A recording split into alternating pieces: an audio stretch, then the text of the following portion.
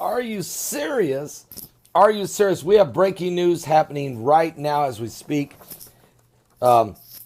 Anti-Semitism on the rise across America. We know over 100 different Jewish cemeteries have been vandalized this year already. Headstones being knocked down and destroyed.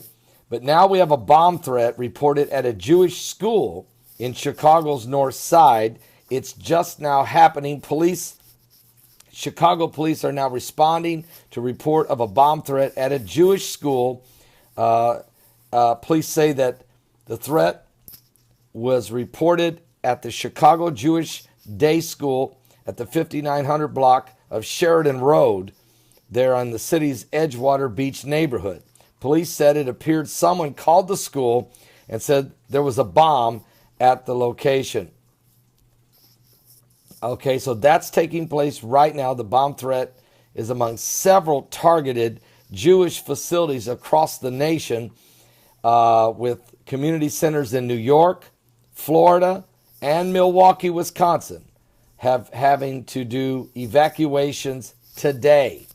All right, and several offices have received threats, Jewish businesses. So this is going on, folks. This is a real problem. And I don't know if it's part of the protesting against the Trump administration. They know he's a major supporter of Israel. I don't know. Okay. It just seems like the protesting, it's like the protesting is beyond, it doesn't make sense. Everybody's protesting everything. And it's like a disease. It's like some kind of infection, and it's spreading. Well, speaking of things that are not good, Chicago, of course, homicides, the murder rate there, the shootings have just been out of control for the whole time Rahm Emanuel's been mayor of Chicago. And we had just gone the first time and forever 8 days without a fatal shooting in Chicago, which is just incredible. But that has come to an end as 4 people are dead, 5 are wounded in a shooting last night in Chicago. A 23-year-old man was headed to work last night when he got caught in a shooting that left another 23-year-old man dead. It took place last night about 11:45 p.m. Raphael Reeves was he was driving down the road, and all of a sudden he heard 2 gunshots. He saw people running out of vehicles. Someone's dead over there, he said, standing at the southern edge of the crime scene. I feel sad that a life was lost, but I don't know what happened.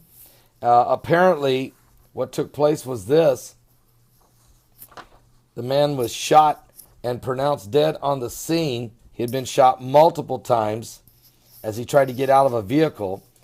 Also, the passenger in the vehicle, which was traveling south on California Street in a white SUV, pulled up. Someone then inside opened fire.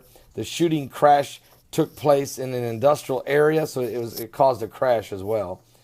And by the time it was all said and done, folks, we have 4 people dead and 5 wounded in an unnecessary, nobody knows the motives. And I tell you, and a lot of the homicides in Chicago are not being solved. There's just so many of them. And a lot of it is gang activity. A lot of it is drug deals going bad. A lot of it is just drive-by shootings. A lot of it is just, it's like a war zone. And so we continue to pray for Chicago. But immediately right now, Jewish school targeted with a bomb threat. Jewish centers, Jewish businesses, and Jewish cemeteries being damaged all across America. Anti-Semitism. You will not hear the mainstream, fake news media. They won't even talk about it. They're making up news. Chuck Schumer and Nancy Pelosi are making up news, calling that Russian ambassador to the United States like a spy, when I proved to you guys, and Heidi proved to you guys, that he's been in Washington 25 years. He's been hanging out with Schumer and Pelosi and these guys forever. They went to galas where they gave him honors. He's not some rogue KGB agent roaming around in America behind a pair of sunglasses and drinking vodka. What? Anyway, what I'm trying to tell you is the fake news media will not cover the real stories, the real issues, the real underlying problems that are affecting the United States. Instead, it's a witch hunt against the Trump administration, and it's a complete disrespect for the United States. And we got people wanting to stand up for the American flag. We got folks that are protesting if a dog barks. You got people who run around here that are being paid to protest.